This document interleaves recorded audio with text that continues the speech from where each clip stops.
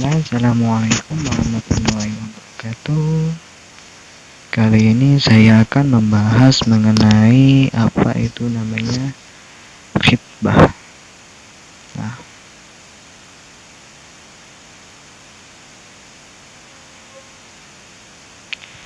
sini ya pengertian khitbah itu sendiri.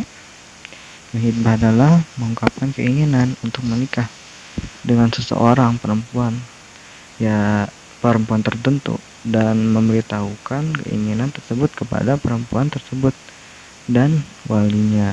Jadi syaratnya khitbah juga bukan hanya perempuan dengan si wanita tersebut saja, juga ke walinya atau misalnya bicara dengan walinya juga bisa. Kemudian di sini ada hikmah khitbah itu sendiri. Ya, hikmahnya untuk calon suami istri agar saling mengenal satu sama lain, mencari kecocokan, atau misalnya dalam istilah ta'aruf, saling mengenal. Ya, saling mengenal ini bukan berarti berdua-duaan gitu. Tapi kalau misalnya pengen jalan-jalan atau kemana, ya harus dengan mahramnya itu sendiri, terutama untuk mahram perempuan. Nah, lihat di sini konsekuensi khitbah. Sini khitbah itu ya cuman sekedar janji untuk menikah, ya bukan merupakan pernikahan itu sendiri. Ya namanya khitbah itu bukan syarat dari akad nikah, ya sehingga khitbah tetap status orang lain. Ya ini perlu diperhatikan. Kalau misalnya bentang-bentang tunangan atau lamaran, itu bukan berarti seenaknya berdua-duaan, karena ya, tetap saja statusnya bukan mahram, masih status orang lain.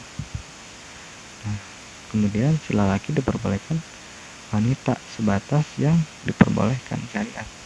Jadi si lelaki kalau misalnya pengen ya boleh melihat perempuan tersebut, tapi yang batasan kalau misalnya menurut jumhur ulama itu sebatas telapak tangan, wajah, dan telapak kaki, yaitu pokoknya aurat perempuan terhadap laki-laki ya. Kemudian juga kalau misalnya menurut Hanabilah atau pengikutnya Imam Hanbali, yaitu boleh sesuatu hal yang nampak, misalnya seperti sikut, mata kaki, dengan leher, ataupun juga bagian sikut atau juga hasta, itu diperbolehkan menurut mazhab Hanabilah. Atau juga ada yang mazhab yang lebih ekstrim gitu, yaitu mazhab Daud Az-Zahiri itu diperbolehkan seseorang misalnya seorang laki melihat seluruh badan calon istrinya, yaitu menurut pendapat Daud Az-Zahiri. Tapi ya kalau misalnya kita di kalangan kita ya mazhab Syafi'i, ya ikutin saja, yaitu batasnya dari telapak tangan, telapak kaki, dan wajah sendiri. Kemudian lalu kemudian juga di sini dilarang melihat perempuan itu khitbah. Kalau misalnya udah dihitbah ya jangan menghitbah yang lain lagi.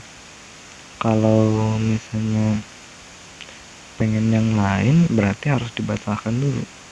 Atau kemudian misalnya si perempuan sudah menerima khitbahnya orang lain, orang pertama, kemudian ada orang kedua yang menkhitbah. Nah, itu tidak boleh seorang perempuan menerima khitbah ya yang kedua ketika yang pertama itu diterima, karena takut menyakiti keluarga dari pihak yang pertama. Gimana kalau misalnya dua-duanya misalnya barengan gitu? Nah, itu ya pilihan si perempuannya, kira-kira mau pilih yang mana. Ya alangkah lebih baiknya seorang perempuan itu ketika mendapatkan sebuah pilihan, ya lebih baiknya diistighfarkan, meminta kepada Allah, pendapatnya Allah, curhat kepada Allah. Ya semoga diberi petunjuk. Di sini ada macam khitbah, ada namanya khitbah sharih dan juga khitbah ta'rid. Khitbah sharih itu merupakan khitbah yang jelas, terang-terangan. Misalnya saya pengen menikahi kamu, atau misalnya saya ingin melamar kamu, saya ingin menkhitbah kamu, to the point, langsung maksud tujuannya apa gitu. Kemudian kalau misalnya ta'rid ini secara samar-samar, jadi perumpamaan. Misalnya ya banyak kayak ngasih kode, si cowoknya itu ngasih kode, misalnya kayaknya ada orang yang suka sama kamu deh, yaitu mungkin sebuah kode. Maksud ada yang orang suka itu ya orang yang ngomong itu sendiri yang suka gitu. Tapi yang namanya ta'rid ini ya bisa menjadi sah ya kalau misalnya maksudnya jelas, niatnya jelas untuk menghibah. Kalau misalnya tujuannya bukan untuk menghibah, hanya misalnya bercanda saja atau hal yang lainnya, itu maka tidak sah gitu.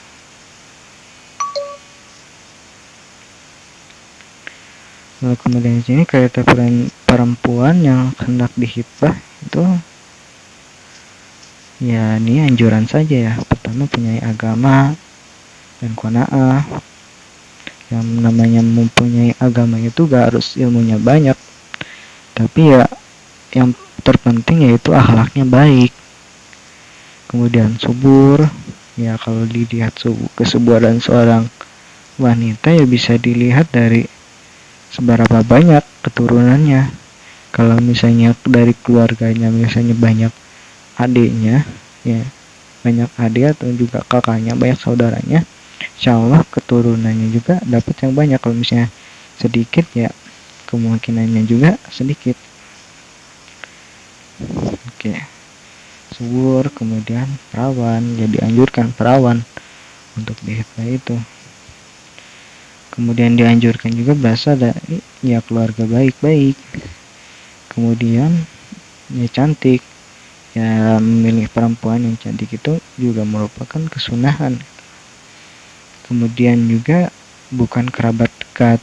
Memang kalau misalnya menikah dengan sepupu itu ya boleh, tapi ya lebih baik jangan menikah dengan masih kerabat dekat gitu, karena kayak kurang saja kalau misalnya dalam keturunannya, jadi kurang unggul. Jadi sehingga variasi genetiknya ketika menikah dengan kerabat itu kurang, sehingga ya mungkin resikonya ya tubuh nanti keturunannya kurus, atau misalnya wajahnya tidak simetris gitu, atau tubuhnya lemah gitu. Lebih baik dari bukan keluarga kerabat ya. Kemudian hendaknya tidak lebih dari satu perempuan ya. Ini mungkin kalau misalnya ingin melakukan poligami, maksudnya ya, maksudnya hibahnya itu bukan dua-duanya, satu-satu aja dulu ya, serakah. Tapi ya ini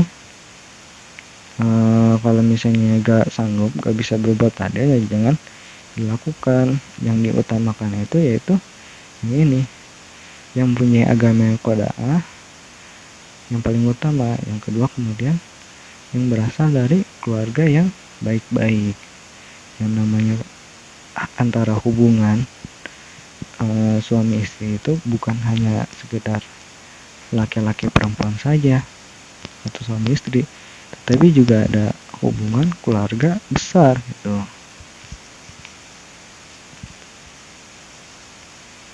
Oke, next lanjut. Kemudian perempuan yang boleh dikhitbah itu perempuan yang bukan mahram, jelas ya, bukan mahram.